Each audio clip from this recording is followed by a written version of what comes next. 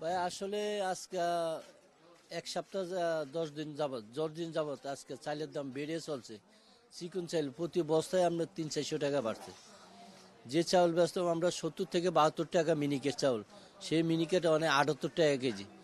তো এইভাবে এখন সিজন, আমরা আশাবাদী কাস্টমারের দাওয়া দিছি এখন চালের দাম কমবে, কিন্তু এখন উল্টা দিকে চাইলে বস্তা প্রতি 200-300 টাকা বাড়ছে, কেজিতে আপনার মনে করেন 6-7 টাকা বাড়ছে।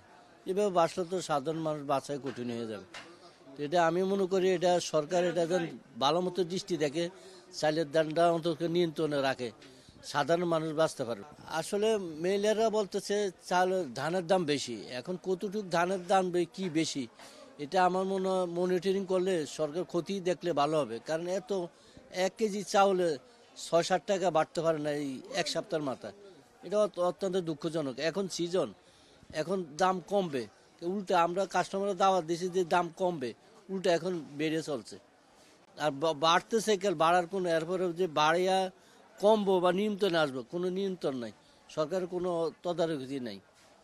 আমদানির কি অবস্থা? মোটা চাল বিক্রি হচ্ছে আপনি মনে করেন 52 টাকা 53 টাকা, তারপরে আঠাশ চাল বিক্রি হচ্ছে আপনার 60 টাকা, তারপরে মিনিকেট বিক্রি হচ্ছে আপনার বর্তমানে 78 টাকা, নাজির চাল বিক্রি হচ্ছে আপনার 75 থেকে আরম্ভ করিয়া 85 টাকা, কোয়ালিটি ভেদে। এভাবে প্রতিটা চাউলের দামে বেড়ে চলছে। বেশি বাড়ছে মিনিকেট আর নাজির চালের দাম, প্রতি কেজিতে 6-7 টাকা বাড়ছে। আসলে বাজারটা মূলত আমার মনে হয় বেশি কনজিউমার কোম্পানির কারণে বাজারটা উৎপত্তি বেশি। কারণ এরা সিজন আসলে ধান মনে করেন 3 টাকা, মেলারা যদি 3 টাকা কিনে, এরা 4 টাকা দিয়ে কিনে এরা মজুত রাখে। আর এরা প্যাকেটজাত করলে মনে হয় একটা প্যাকেটে 2 টাকা হইতে 3 টাকা খরচ হয়, কিন্তু এরা 1 কেজিতে হাতাইলে হয়ে যায় 8-10 টাকা ডিফারেন্স। মেলের থেকে আমরা কোম্পানির চালের দাম আরও বেশি, কোয়ালিটি বেঁধে দাম বেশি আরও। দাম আসলে কয়েকদিন যাবৎ বেচা কিনি খুব, আর এমনিও মাসের শেষ তো ক্রেতা নাই, ক্রেতার শূন্যতা। যদি এরকম চালের দাম বেশি থাকে তখন কি বিক্রি বেশি হয়? সেটা আলাদা জানার, মাস ফলে আসলে বোঝা যাবে আসলে কি হচ্ছে কি হইতেছে। আমরা তো এখনো ভাববো বুঝতেছি না যে পরিস্থিতি, মানুষ খায়া বাঁচায় তো কঠিন হয়ে যাবে।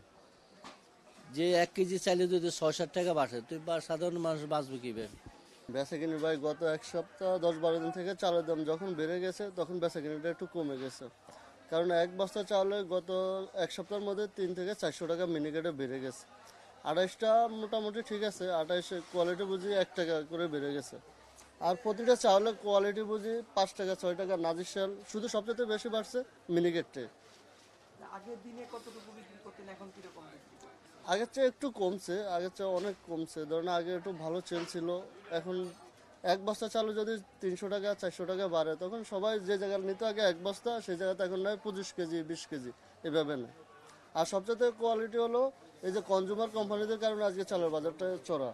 তারা প্রতিটা চাউলে প্যাকেট করে হয়, আমরা যে চাউলটা বেশি এখন বর্তমানে দাম বাড়ার কারণে যেটা বেশি এখন 78-80 টাকা, তারা ওগুলো 85-90 টাকা করে প্যাকেট বিক্রি করে।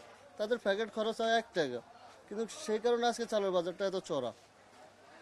তো কমে নাই, শীতের সময় যেটা হয় আপনার কমে যাওয়ার কথা সেভাবে কমছে না। চালের দাম, ওই যে আজকে কথা বললাম ওনার সাথে, উনিও বলছে যে সেম চালের দাম বাড়তি। এই সময় তো নতুন চাল আসলো, জি, কমে যাওয়ার কথা, কিন্তু সেভাবে মানে কম পাচ্ছি না আমরা। ভোক্তা হিসেবে আসলে কি বলবেন, মনিটরিং এর অভাব না কোন জায়গাটাতে? এটা হ্যাঁ, বাজার মনিটরিং করা দরকার সবারই। তো দেখা যাচ্ছে আমাদের তো রেস্টুরেন্ট বিজনেস, দেখা যাচ্ছে চাল লাগে প্রতিদিন। ওনার কাছে প্রায় প্রতিদিন আমরা 60 থেকে 70 কেজি চাল নিই সব কিছু মিলে। তো সে আমাদের জন্য একটু হয়ে যায়। না, ওইটা তো আর রেট তো আর আমরা করতে পারছি না। এই যে দেখা যাচ্ছে সব কিছু মিলে অ্যাভারেজ কিছু মানে থাকছে না আপনার। মনিটরিং বলতে আপনার কৃষক যেন কম খরচে করতে পারে, সারের দাম কমাতে হবে আপনার, তারপরে অন্যান্য লেবার কস্ট, এগুলো তাদেরও বিবেচনা করা উচিত আমি মনে করি।